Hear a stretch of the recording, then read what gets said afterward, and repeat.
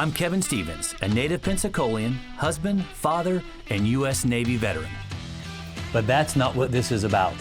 I'm a local businessman who has owned many successful companies over the years. But it's not about this either.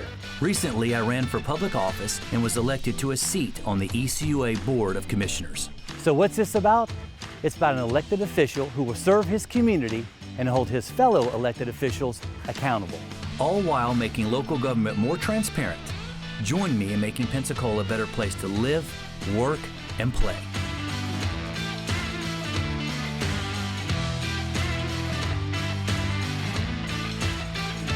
Welcome to On the Board with Kevin Stevens. And right now I've got Michelle Salzman, District 1 State Representative. That's number one. That's number one. Number yeah. one. And by all the default. district land. By default, I'm number one. That's right. Okay. And also we've got Mr. Wadia El Khoury, President of Florida Insurance Agency. So my favorite president, Mr. President. Well, thank you, Kevin. Our Thank favorite you. Thank insurance you. company. It A is. favorite representative. Well, I'm Always. glad we were able finally to do it here in actually Studio 17 with Florida Insurance Agency. We'll welcome you on board, and it's your show. Well, Go ahead and lead it. Well, no, this is a great venue, by the way. It's always, I told you on my Blab TV shows that I do, the 30-minute shows, and then you have the commercials in between them, and I always feel condensed, like I feel rushed, and I've got people standing behind me with, and so anyway, so this is nice. But no, just wanted to jump right into it. I've been trying to get with you, Michelle, for goodness gracious a couple months, and I know with your legislative responsibilities and spending, half your time, maybe 2/3 your time, maybe sometimes in Tallahassee, it's been challenging. So thanks again for carving out a Friday. It's nice to be back home. It's nice to be downtown Pensacola. I had a great lunch, walking down here and just seeing all the businesses and people and just saying hi to folks. It's nice to be home. And certainly in this studio has some of the best mojo of all. So happy to be in the studio with you guys. So just want to jump right into it. So tell us a little bit about, I guess you guys just closed out your last legislative session, and it was jam-packed full Longest in history. Longest in Florida history, 105 days. Yes, Really? sir. Yes, sir. I did Longest not in know Florida that. history. Yeah. We took our time. But when people were like, "Oh, you're so chewed up. Look how long you're taking, blah, blah, blah." And I'm like, we as an Americans voted for Donald Trump. He won the popular vote. He won the electoral vote. He won. Hands down, he won. And the number one thing Trump said he wanted to do was make government smaller, really evaluate what government was spending their money on, how they were spending their money, and was that the priorities of the constituency of the people. And so Florida, we did the same thing. And so our leadership said, we're doging Florida. What does that mean for the legislature? Well, it means you can't just check a box and keep moving on. I want you to look at every line item in your budget silo and come give me a report and tell me what it is you think is going on in that silo. Is there stuff that we can condense? Is there stuff we can consolidate? Should we get rid of things? Should we add things? Because the fact of the matter is, in 5 years, if we kept spending the money we would be at a deficit in Florida. And as a state representative, we have two responsibilities. One is the reapportionment, which is the redistricting every 10 years. And the other one is we must balance the budget every year. Sure. And so if we're going to be in a deficit in 5 years, we can't keep spending money the way we're spending it. So we have to really look at what are we doing. So in typical years, whenever you do the budget, you just say, okay, agencies, come before us and give us some highlights. And then we'll ask questions if we've seen issues this past year. We'll ask questions about potentially the money that you're asking for. And then we move on in life. Well, this year we didn't do that. This year we said, we're going to actually read it. We're going to read it in detail, and we're going to do that publicly. So when we did that, instead of checking boxes and actually diving in as a body, as a legislative body, you can't do that in the same amount of time you have done historically. It's going to take more time. So I tell people, if you want us to do it quick and fast and easy, we can give you the same budget you've had every year. But if you want us to give you something meaningful that we've actually worked on, then give us a minute. It doesn't cost the state hardly any money at all for us to be, quote, in session. We were not staying in Tallahassee the whole time. Right. We were only going there when we needed to. And they didn't even let all of the legislative teams come with the lawmakers. Many of these times they said, your staff is not authorized travel.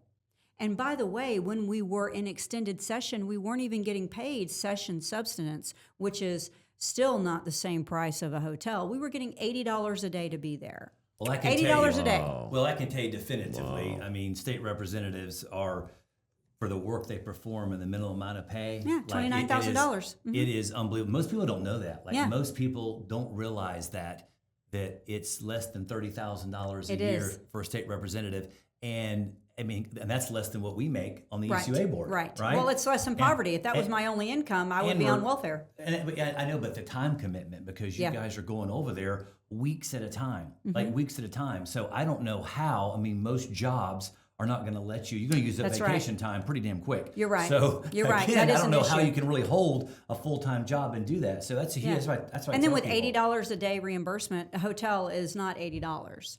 And that does not include your food. But so we were getting So you're saying this is total for the whole day? That's including Yes. lodging, Yes. food. yes. Wow. Yeah, you can't Yes. just. Yeah, that's It's what per I'm saying. diem That's rate. It's a awesome. per Yeah. diem of 80 a day. Yeah. So the point is, we weren't spending an exorbitant amount of money to take our time. We were diving in meaningfully while we were being cognizant of the money that we were spending, looking into the budget. So I didn't chair a budget committee. I chaired housing, agriculture, tourism, and defense, and unemployment. Fun fact. But so I didn't chair a budget committee. I served on the budget commission.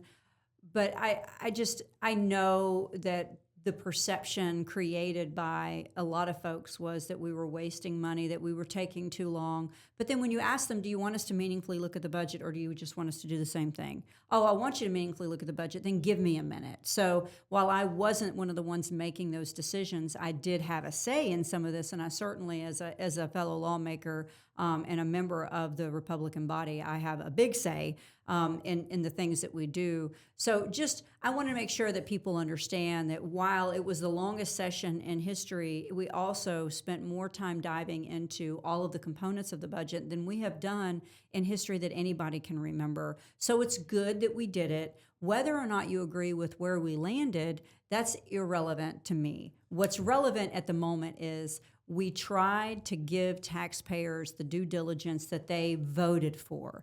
Now, when you go to the decisions made on the budget line items, now that's a different conversation. If you Sure. disagree with that, let's get into that and see what we do differently next year. Because believe it or not, the constituents actually do control what we do in the legislature. It's just, are you screaming at the right person? Like if you're screaming into Facebook, I'm probably not going to hear you. Sure. But if you're calling me and you have people coming to visit me, I hear you, I see that. And I go straight to the speaker. I go to the governor, I go to whatever cabinet member, whatever it is, and I say, hey, this is an issue that I'm seeing. What are your thoughts on it? Like, for instance, the ivermectin, which we can get into. Should we make that over-the-counter legal for human consumption in Florida? You know, those I know are, my friend Larry Downs Jr. would love that. Yes, well, yes, he love would. that to make that. Yes, he would. So I've been doing research on that. But the point is, when a constituent goes to their lawmaker and says this is an issue, then we do address it. We decide, we have to discern, is this something that the state of Florida should focus on, or is this something the local government should focus on? Or is this a one-off where, gosh, I'm sorry that you're having this issue. Can I get an exception to policy for you? Or should I just tell you to pound sand because you're being unreasonable? You know, so communicating with your lawmaker really does impact what we do in Tallahassee. I mean, I can testify to that. Every time I went to Tallahassee and I went to your office and visited with you, you were a lot of help. You always listened to what we had to talk Yeah. about, and your input was very valuable to us. So I really appreciate every time when we went into Tallahassee. Thanks. And, we presented you the issues that we have on the insurance, and you listened. And you presented it to your colleagues, and we appreciate that. Yeah, absolutely. Well, that's how we get good legislation, especially from people like Wadid, Well, I can right? confirm that you answer your phone. Oh, yeah, no, I absolutely, mean, yeah. It may yeah. not be that, at least in one business day. It's you literally know. right here, so that in case somebody calls. But Sometimes, like, I'm in session. Can I call you back? I do. Literally, I'm on the floor. Hold on, I'm on the floor just a second. Or you get a text, hey, Like, not that can I important, call you I'll back? call you back. Absolutely, I'm yeah. chairing committee. Chairing committee. Sorry. Yeah. Yeah. But, yeah. So tell us a little bit about, I guess, going into 2026 or the Yeah. next in the fall or whatever the next. When you guys go back? When is October. October. Yeah, we go back in a few months for committee weeks, Okay. and then session will start earlier this year, the following session this coming year, because we have elections coming up. You know, people have to get reelected. We're on 2-year terms. And I want to tell you, and as you're talking about that, like I know you submitted a term limit bill. That's and right. It didn't go as far as probably you'd have liked it to have gone, but Like to the governor's desk. yeah, like to the Right. governor's desk. But yeah, and that's one thing, and I could go on and on about term limits, but you know, like you all should have 4-year terms. It's always been crazy to me that a state representative has a 2-year It's the term. same as the federal representative. The U.S. know, representative is I 2 know. years, and the U.S. Senate is 4. Like I'm a 6. huge believer in term limits. I'm a huge believer in term limits. Yeah. Yeah, me But- too. But 2 years, it's like you're running, you get elected, you're trying to get some momentum, and then literally you're running running another again. election campaign. So You it's, are, it's but- mind numbing. But the representative is supposed to be the closest to the people of Right. all the state or federal constitutional officers. That's the one that's supposed to really have a cursory knowledge of what's going on, a finger on the pulse, whatever you want to call it. And if you're running every 2 years, you are talking to the people. So if you have That's a to good way to run look every at 2 it. years, you have to go knock on that door and say, hey, how'd I do? Oh, sorry,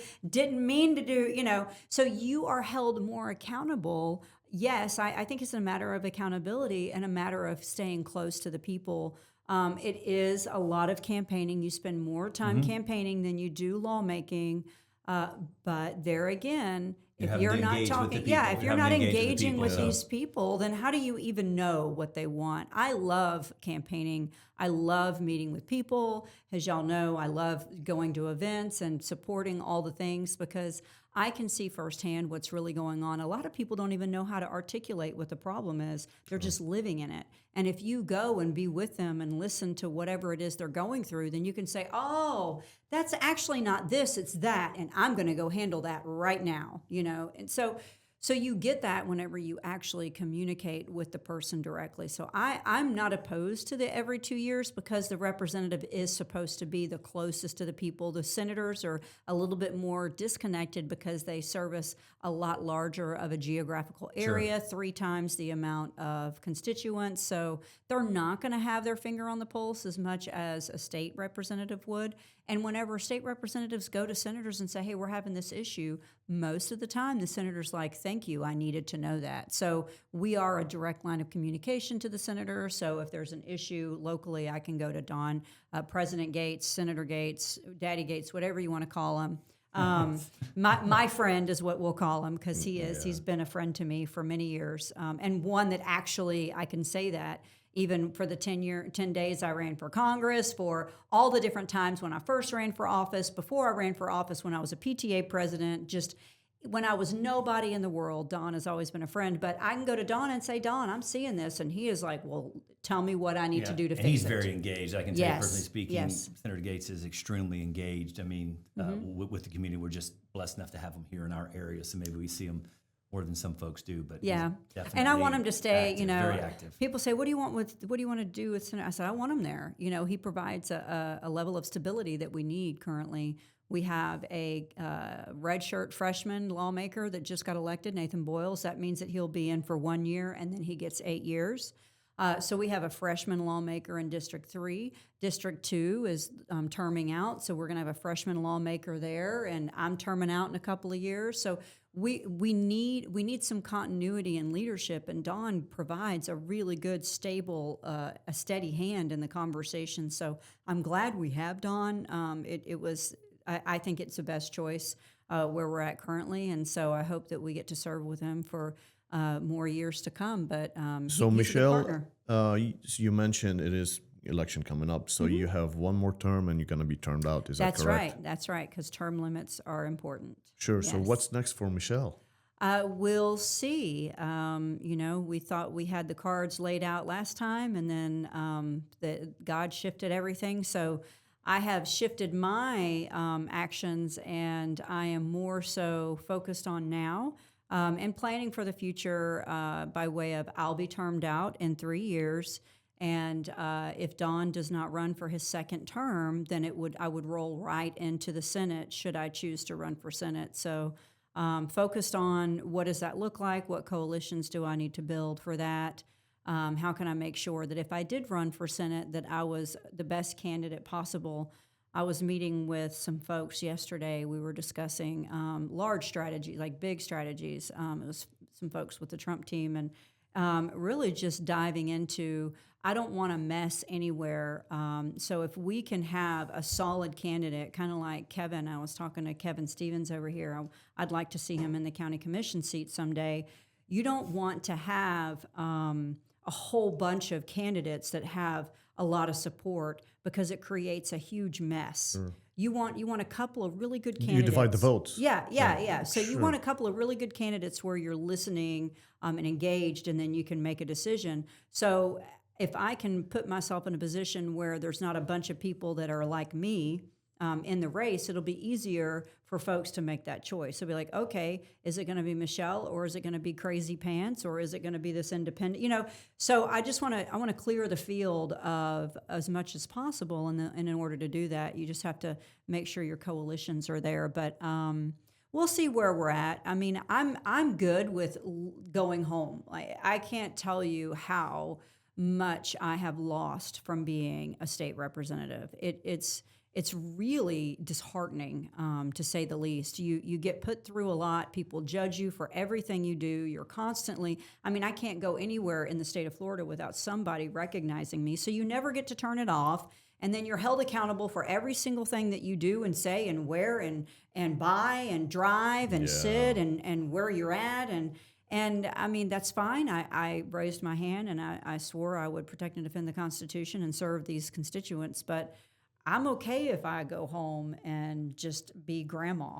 I'm good with that. I'm already retired once, so I don't need to do these things to say I've accomplished anything, or I don't represent a certain industry. A lot of people that get elected, they work for the insurance industry, they're trial lawyers, or they're realtors, Correct. or they work in education, like they own an education company, like maybe a charter school. You have people that work in industries that are directly affected by state law. So they get elected so they can make an impact on the area that they represent, because they understand it and they're irritated by whatever it is, fill in the blank. So I don't have that, though. I'm unique. I'm a unicorn. I ran for office because I didn't like the guy that was there. He wasn't getting anything done. He wasn't bringing any money back. And I just believed in the fundamentals of government: safety, infrastructure, education, like healthcare. We don't have to focus on all these crazy things. We can do those things that matter to constituents without dividing people as a community. And so that was what I ran on. But Are you looking at resubmitting that term limit bill and trying to give it another go? you better believe it. I fully support term limits. I'm under term 80% limits. of people. That's what's crazy about when I look at the legislators debating this, and I'm like, surely these men and women know 80% of them, or maybe higher than that. Oh, but you wouldn't believe 80% it. of Americans. We're not talking about Floridians. Yep. We're just get outside the state a little bit. Support term limits. So how can any elected official justifiably, with a straight face, Well, I can say, tell you how "I the don't state support- lawmakers didn't I want don't to vote support it." term limits. I'm Yeah. I think as a I can't say that because I am a politician, but The state lawmakers that are in the chambers were getting phone calls from the county commissioners that serve in their district telling them you can't vote yes on this. So the issue isn't that they don't believe in it. The issue is that they have pressure back home where their elected officials back home are saying, you can't vote for that. I don't support But 80% that. of the people that vote for them. Oh yeah, and then I vote even for had them. colleagues that were debating against it. Republican colleagues debating against it, saying I don't believe in term limits. It puts the power in staff and blah blah blah. And I'm gonna tell you right now, I ain't got patience for ignorance. It does not put the power in staff. In the state legislature, it puts the power in lobbyists. But if you are the constituent, or you are the constitutional officer, you're signing the checks. You're the one making the votes. That means you are the one that decides who is and isn't working for you. If you don't like what the staff says to you, you have the power to fire them. Staff is term limited by the power invested in the constitutional officer. Stop being weak and do your job. Yeah, do due diligence, do your research. No, and I'm huge on that. Like I said, when you passed the term limit bill for our office, for the Utilities Commission, ECUA. I want to segue a little bit onto the actual win for District 1 and how much funds you were able to secure for your I district. like how you're bringing it back. Look at this. This is my friend. I like it. Yeah, we brought back some good wins. I only filed about a dozen independent projects. And when the chair of APROPS, the big guy, Lawrence, a good friend of mine, he says, "Hey, Salzy, I need your list." And I was like, "Okay, I'll get you my list." So I gave him my list, and it was my full list. And he was like, "Is this your priorities?" They're good. And I was like, "No, that's all of them." And he was like, "That's the only thing you asked for?" And I said, "Lawrence, you guys told us we were in a low budget year. You told us that we needed to be fiscally responsible and pick only what was really value added for the community. So this is all I have." He was like, "I cannot believe it. I wish everybody did that." So I got all of the projects that I filed, minus a couple that we knew ahead of time that were going to be issues. One, we fight with a big, somebody bigger than anything else in Florida, and so we knew that wasn't going to get funded. And the other one, it wasn't really my district. I filed it, and we were told in the beginning that they weren't going to fund it, but we filed it anyway because a lot of times you have to file a project more than once for people to say, "Okay, fine, you finally here it is, you finally get it." But the ones that I filed, out of a dozen or so, I got everything that I actually fought for and asked for. It was a few $1 million, and then of course we brought back an appropriations all through the budget, a little over $20 million for Escambia County. So some good wins. You know, we pay our taxes, and then we expect to get something in return from that. And when we don't get the something in return, it's nice to either get the service or the money for the service in return. So bringing back tax dollars has been a priority of mine. And we got some really good, I mean, we got everything that Michelle asked for. So, pending veto pen, which will be on Monday. I don't know if the governor will announce everything Monday, but I know that that's when he's diving in. I had my hour-long conversation with him and his team yesterday about the things that you just mentioned, and we just went through and discussed, like, what is it that you want, what's important. We're going to have to cut, from every budget. And I said, I know it's so funny because I only filed a tiny bit to be conservative, and you have people that filed 50 million are getting 20 million, and you're going to cut a couple of projects, they're still going to get 18 million in district fill in the blank. And I'm over here with a couple of $1 million. But it's fine. That's the way it goes, and I'm okay with that. But we'll see what happens. I think Monday we'll know more. But I suspect we'll get at least one or so projects vetoed for District 1, number 1. I don't know what they're going to do in the other districts. So I just know about mine. Yeah, no, that's the only one that matters to me. Yeah, sure. Speaking of bills, our favorite governor submitted the no property tax. They're doing away with property tax. And that's We didn't even talk about that in the preliminary conversation as we were getting ready to go on this show. But it's an incredible journey that we are on at this moment in time. We say that in 5 years, Florida will be in a deficit and we have to cut spending. Right. And now we're saying, and plus, no property tax. As a homeowner, I love that idea. As a me homeowner, too. like selfishly speaking, I'm like, no property tax. Wow, you pay off a mortgage. I hear both sides of the argument. I mean, you pay on a house your whole life, 30-year mortgage, everything. But do you really own the house? You got property. So absolutely. You can lose it without property tax. My father, my biological father, lost his house because he didn't pay property taxes. Mm-hmm. It's crazy, So from that side of it, I'm like, I kind of like it. But on the flip side of that, working in the public sector as well, right. I'm like, how do you fund everything? Well, it's all local funding. That's another thing.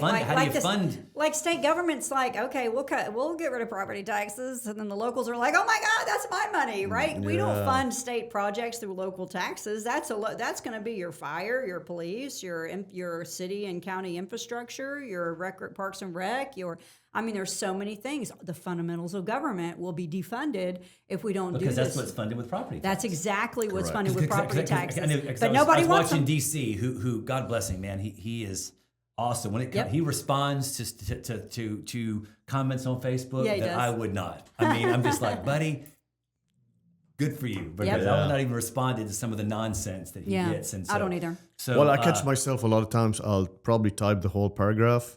and I read it and I'm like backspace, and then I delete it. I won't even try to see it. DC is like, bring it, man. No, bring it. Like, I am not letting that go unchecked, But someone was going back and forth on the no property tax and so forth, and I remember his response as well, being in city government, obviously, is how are we going to fund these services? Like, it sounds good on the surface, So, and again, I know it's working through legislation. There's going to be some offer and compromise, and I'm sure it's going to evolve. But yeah. I mean, it just like where do you make that gap up? If Right. If no property tax, okay, so is it going to be like you said, a fire tax, a school tax, a this tax, a that tax? Like, because the money's got to come from someplace. I mean, everybody that's screaming about no property tax. This is awesome. It's just like, okay, well, hey man, my garbage isn't picked up. You know, That's right. You know, the fire hydrant's not working. You know, you think 911 is slow now? Yeah, ambulance service. That's right. Well, I mean, it explains it. If you look on your statement, it tells you the millage for each what is it covering. It breaks it down. Oh, you act like people read. And here's the thing. And this was my argument, which was why I was very excited about lowering the sales tax. You have like more than 80% of Floridians that rent. They don't even own a house. So you want to get rid of property tax. You're only going to help the haves. Which haves need help, absolutely. Sign me up. And you put a tax decrease in front of me, I will always vote yes. I don't care. Right. Like I don't care. I'm up, right? But you're not helping the people that are paycheck to paycheck renting their home, or that are living with their moms and they can't get a break or whatever. The people that really need help are not getting help from property tax reduction or elimination. Now, we could do something, for instance, and say 65 and older, lived in Florida for 20 years, no property tax after primary 66. home. And primary I like that. home. Like if we put some stipulations on here, you would not put such a big dent in the income that the local communities or the municipalities are Alabama getting. does some similar services like that. Do they? Over 65 years old. Or there are so many limitations. disabled, like there's so many things we could be doing creatively to kind of carve it out. And I think if we're looking at, this is just Michelle, like if you ask Michelle how she does things, I don't like changing 5 things in a spoke of a wheel of 8 and saying, let's move forward. I like changing one spoke at a time, watch how it affects, how does it impact the drive, and then make that decision whether we put the spoke back or we take 2 spokes away or whatever. So in this instance, I would be more supportive of doing pieces of it at a time, looking how it physically impacts. Now, the legislature did a commission on insurance, or not insurance, on a little special work group committee on taxes and how it looks. And I'm going to tell you, there were so many different numbers brought to us. This organization said it was this much. This organization, this municipality said it was this much. And so to really understand the dynamics, you have to know where we're starting from. And most people have no idea. What would we be losing? Like, what is the hunk of money? What is the definitive amount of money? And if we'd you be can't losing say that, from then how can you tell me? This county, this county. Right. And where is it going to come? Absolutely. Exactly. But everybody's got different numbers. Everybody wants to throw out their own numbers, to have their own dialogue, their own conversation, their own message, whatever. And so until we can all agree on where we're coming from, how do we agree how to move forward? I do like the 65 and older and without or a disabled veterans. Yeah. Like, well, there's other sign things me you up. could do too. First-time homeowner, maybe you don't pay property taxes for 5 years. I mean, there's so many fun things that you could do. I am for eliminating property tax altogether, though. I just am not for doing something because it sounds good. Right. It needs to be. without having a replacement for it. Yeah, There's gotta I be- mean, there's- I don't obviously want my there's- constituents dying because 911 didn't work or they couldn't get to the store because their road it washed out from a major storm. And they already underfunded anyway. Exactly. So we're already running deficits right now between the fire department, the emergency services, the first responders. So Absolutely. So, I mean, you just have to be cognizant. You want to make sure that you can supply the fundamental operations of government while balancing, not overtaxing your citizens. And so, how do you do that? And that's where we're at. It's just a generational thing. Because even in the white collar, if you want, talking about labor and stuff, even in white collar office environments, we cannot find talent neither. So this is something way bigger, I feel like. It's a work ethic. It's a cultural issue. There's a lot of things that's going on, with all of the social media. they want to be everybody- TikTok influencers. It's like, look, why do I want to go out there and work and do manual labor? Well, I can just be a TikTok influencer. I mean, That's why they can't afford to pay their property taxes. No, but it's just like, I mean, and we have, and Did I say that? that's it. It's just skilled labor. I mean, but again, to your point, absolutely work ethic. I mean, you just wouldn't believe it. You've got so many people who, and they're like, well, raise minimum wage. And I'm like, $15 an hour. I'm like, listen, first of all, I don't have anybody that works in any of my companies, nor do you, probably, that make less than $15 an hour. So I'm not worried about paying $15 an hour. I mean, my front desk girl makes more than that. That's not an issue. Correct. You keep harping about, $20 an hour and this or that. Okay, fine. You know, I've got it, but can you pay $30 for a Big Mac? Because that's what we're talking about. I mean, the lack of intelligence. So you say I can't, deal with stupid. I mean, it's just mind-boggling. Like, where's the money coming from? You can pay them whatever you want to pay them. If 20, do it 30. It's like the county commissioners in Santa Rosa County, doing impact fees. Oh my God, I was just about to say it's like impact fees. Everybody's like, oh, impact fees. I'm like, you do realize that it's still going to be your cost. It's amazing. It will be your cost in the house. I had some of the, I'm not going to name some of the commissioners I spoke with, but the guys were like, Kevin, it's not that bad. It's $1,800 a house, and we'll just say John for conversation purposes because no one on the board's named John. And I said, John, listen, don't stop at 18, make it 25. Well, make it 5. Well, no, I said, no, make it 5. I said, because we're just going to, the builders are just passing it on to the end user. It doesn't matter. Let's just make it an even 10. It's got all 10 fingers. Let's make it an even 10. Yeah. It doesn't matter. I mean, they don't get it. No, they don't. You got the county commissioners and upper level management who are talking about affordable housing, or I was told now, Kevin, it's not affordable, it's called attainable. Attainable, that's right. Attainable. Actually, I ran the housing committee, and my first committee, I said, if I hear you say the word affordable, you're out. Yeah. I'm not giving you welfare here. Yeah. I'm giving you an opportunity to get something so you can attain it. How's it attainable? Affordable is not the answer. Right. Because affordable means that you're subsidizing. Yeah. I'm going to subsidize your housing for you. No, darling, I'm going to help you get to where you need to be so you can pay for that house. But again, it's all relative, right? I mean, I'm just sitting here looking at the mean average house, build. I've got interest in construction companies, and I was just looking at the spreadsheet, and it was 2 years ago. Average home price, we're building is like $350. Okay. And now it's like $450. Oh my gosh. And we had several products that were under $300. Yeah. So it was kind of nice. Yeah. You can't build a house. You can't build a house. It's hard to build a house for less than $100,000. And then what you're getting right now, like the American people are getting hosed. Yeah. I mean, because you can't build a house. You build a 4-sided vinyl house, no frills, no chills, shotgun house. It's like $300,000 or $299,900. I'm like, really? I know. This is what you're getting now, and it's not the builder developer's fault. I mean, everybody that has a piece of land thinks they have oil underneath it. So a $10,000 lot is $50,000. I'm like, guys, do the math. Lumber's gone up, labor's gone up.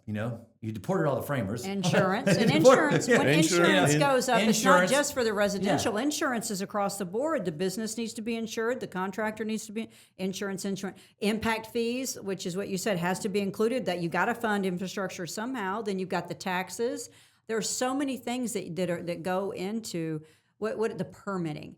Permitting. People say, how do we fix the cost of housing? I say fix permitting, because the local governments will permit you to death. Permit. Fee. I'm going to tell you, you don't need all those permits. Michelle, you pay an Michelle, you don't know what you just started right now. You opened up a whole other show. We're talking about the building department. But oh my that's God. why. And That we're in the is city why. right now, so don't even get me started But that's on the building why. department. That's why houses cost so much. Whenever you have to pay all of these 30%. permit fees. Yes. 30%. Yes. Everybody's, and you got all the city, county officials. We'll say county, city, because I'm not hammering the city. County, Santa Rosa, Okaloosa, Walton, Escambia, City, Pensacola, whatever.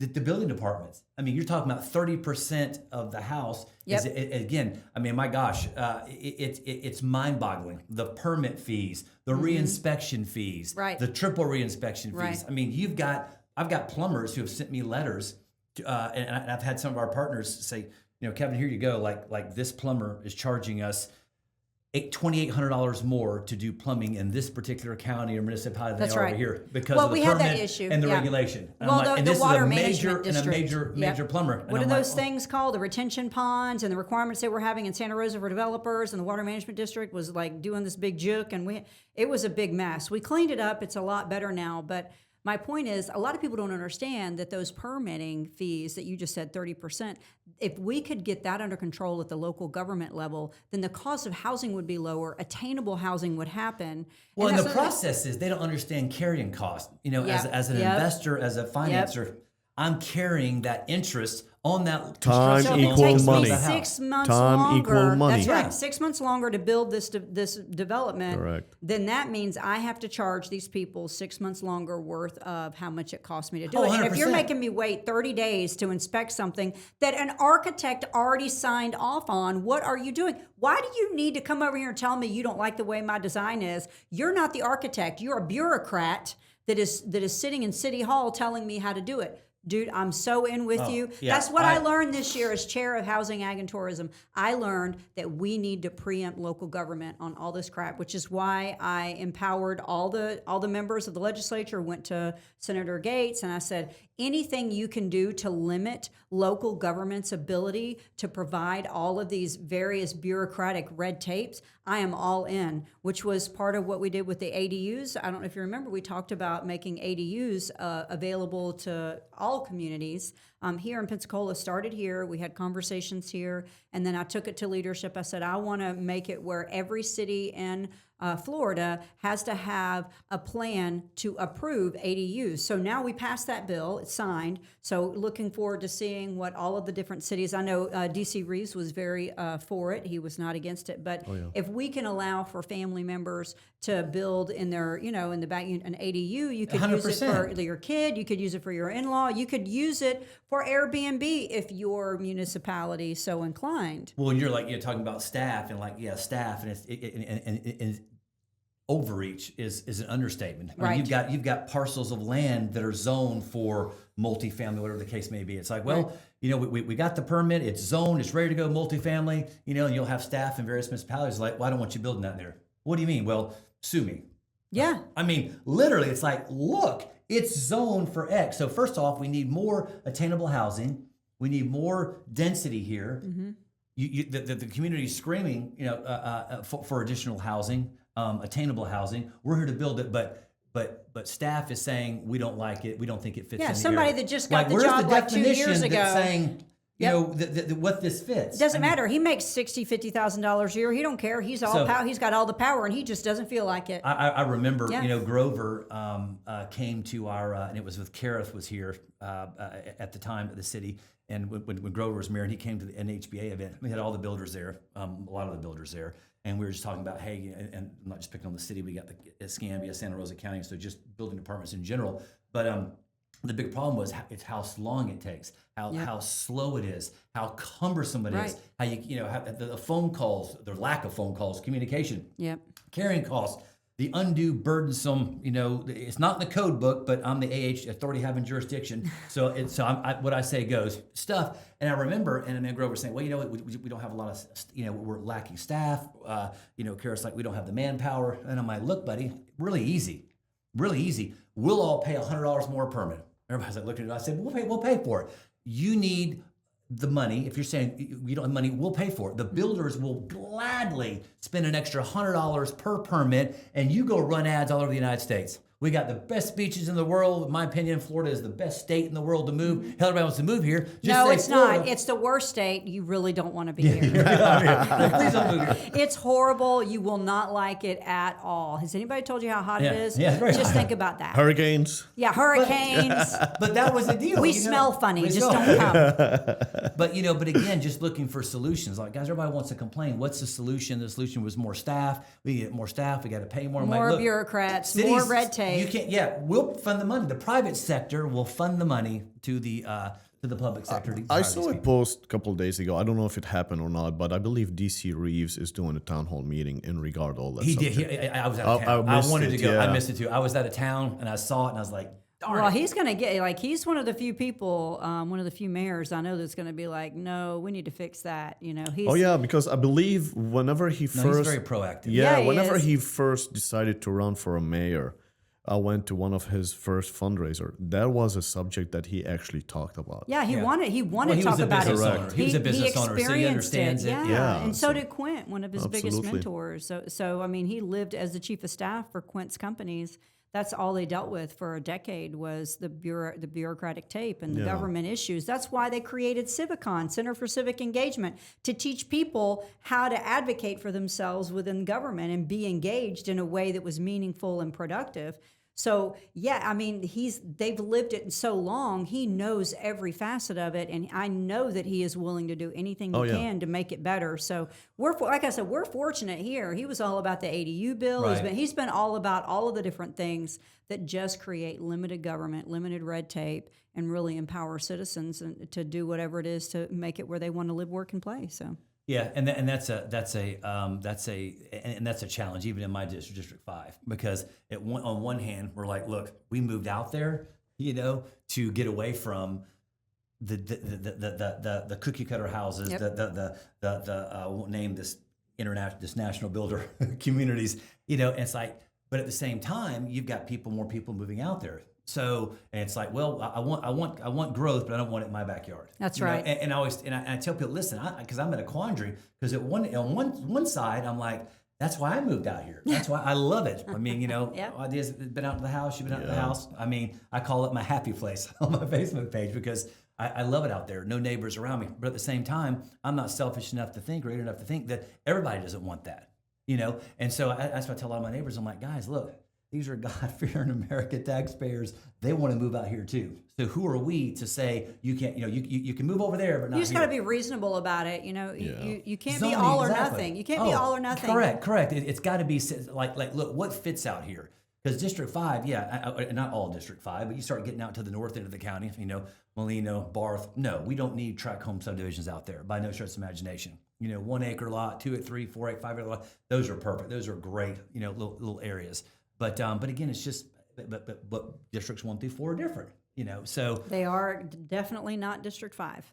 no. Well, again, I mean that's kind of the point. I always say it's a tale of two cities, because when I was campaigning, I'd go there to Scenic Hills Country Club, and I'm talking to all those folks, and they're like, Kevin, when are we going to get sewer? And I can't believe we don't have sewer here, and da da da da da. And you'd be some of the parts even downtown, like the Brownsville community. Oh, which yeah. Thankfully, we got obviously got a grant for that. Praise God, with ECUA. So we're making a lot of septic sewer conversions there. But they're all for it, and they're just like, man, we need sewer. When can we get sewer? I mean, so you've got, of course, the largest conglomeration of my constituents, are in that 9 Mile Road That's area. right. So they're all very pro sewer. So I'm thinking, this is great. And then of course they're running the gas up 29 by Jimmy's Grill. So I do my meeting up there, and I'm just like, and we're gonna bring sewer. And they're like, no, you're not. And they're like, get this guy out of here. I thought they were gonna take me out the back and hang me. And they're like, we don't want sewer. No, they don't we want sewer. Septic. Of course, That's Jimmy, right. Jimmy's Grill, he's like, man, we need sewer. And but it was so funny. I always say my district's a tale of two cities. Because, It is. And I get it, because I'm on septic. And so personally speaking, like, I don't necessarily want sewer. I mean, I'm perfectly happy with my septic tank. It works fine. It perks fine. We're good to go out there. But then I got the other folks who are like, man, I'd love to see like a Publix up here. I'd love to see a couple more restaurant choices. I would love to see, this or that. I'm like, well, they need sewer. I mean, so they can't do it without sewer. So therein lies, that lies the deal. So like I said, smart growth for sure. Hey, I know we're going to wrap it up here in just a minute. Tell us a little bit about, give us a little forecast on the insurance. Oh, Mr. yeah. Florida Insurance. So, the last 3 years, we had a lot of legislative change. I mean, Michelle helped us a little bit on the back end of that. Actually, right now, the reinsurance cost is leveling off. We're seeing a lot of steady rates. We're not seeing double digits rate increases. Some carriers actually are having rate decreases. Hopefully, this. I got renewed $200 less. Thank you. Yeah. I mean, and one thing that we do with Florida Insurance Agency, our promise to our clients is we shop every renewal. And if there is savings, if we do save you or we don't, we send you our proposal. We shop it in the market. And if there's savings, well, our team will give you a call. They communicate with you. They'll tell you, we need this, this, and this to move forward. And hopefully we'll get you some savings. So we're seeing, a lot of, I would say probably 80% of the carriers that we represent, they're having some form of rate decrease. So Decrease. I can tell you. Decrease. Yes, which Yeah, is I can great. tell you from my perspective, I was getting calls all the time about, issues with insurance prior to the reform that we did. Yes. And I haven't gotten any calls. I mean, you haven't called me. I can't remember. It must have it been a good is half a dozen working. times that you had to call and say, I need the commissioner. Correct. And now you haven't had to do that at all. Yes, ma'am. Yes, so it is working. What people don't understand. We all wanted to see, fast reform, fast, decrease in rates and all of that. But behind the scene, there was thousands of claims that they were, bottlenecked because of some case. We're not going to say exactly what it is. But until that's been paid off, and then all of the claims, the prior claims are settled, that's when now, moving forward, we're going to start to see the new claim coming in under the new legislation, which going to basically reduce the cost. And that's what we're hoping in the future. So do you know how many, I can't remember off the top of my head, do you know how many lawsuits were filed or claims or whatever it is where lawyers got a hold of these right after we signed the bill, like before it became effective? It was this huge influx of lawsuits against insurance because it was the last minute, this is our last opportunity to sue. I heard something close to like 50,000 claims in one day. Yeah, it was crazy. Could you imagine 50,000 claims in one day on any industry at all? Yeah. So, I mean, just that alone, we had to get over that hurdle. Yeah, but man, they did. They were like, oh, we better hurry up. So that shows you that there was an issue, that it was a predatory thing whenever people are that easily like, oh, let me just grab these 50,000 claims in one day, and create yet another issue for all of us that are, and people would be like, I don't understand. I've never filed a claim on my home, but my insurance keeps going up. I'm like, that's because your buddy across the street filed a claim on a shingle that was missing. So we got a whole new roof. Yeah. Now we don't do that anymore. So I was just curious. So around, it was so big. I remember going, oh my gosh. Yeah. I mean, it crazy. was an eye opening. Yeah, for sure. it was. And hopefully right now it's starting to be a fair game. I'm not saying the insurance companies are good or bad. I'm not saying the legislative or the actual trial attorney are good or bad. There's always good people on either side, and there's always bad people on either side. Sure, that's every industry. Our oath as insurance agent is basically to take care of our consumers, right? This is what we try to do. And, I was a little bit passionate about it, that I had actually took initiative, went to Tallahassee, volunteered in some positions to actually help our consumers because we saw a lot of fraud and it was affecting everybody, not just one or two person. We're talking about throughout the whole state. So we stepped in, we did a lot of work. I'm a member of Florida Association of Insurance Agents, is in Tallahassee. Their work on the carrier side and the consumer side and the agent in the middle. And not everything we fight for is for insurance companies. That's what people don't understand that. Right? I'm a consumer. I have insurance. I own a house. I own a vehicle. My rate is going up as well. Right. So whenever it affects you individually, you're going to have to step in and try to do the right thing. Try to help everybody. Is there any bad apples? Yeah, again, we said that earlier. But this is, hopefully the future, on a positive note as well.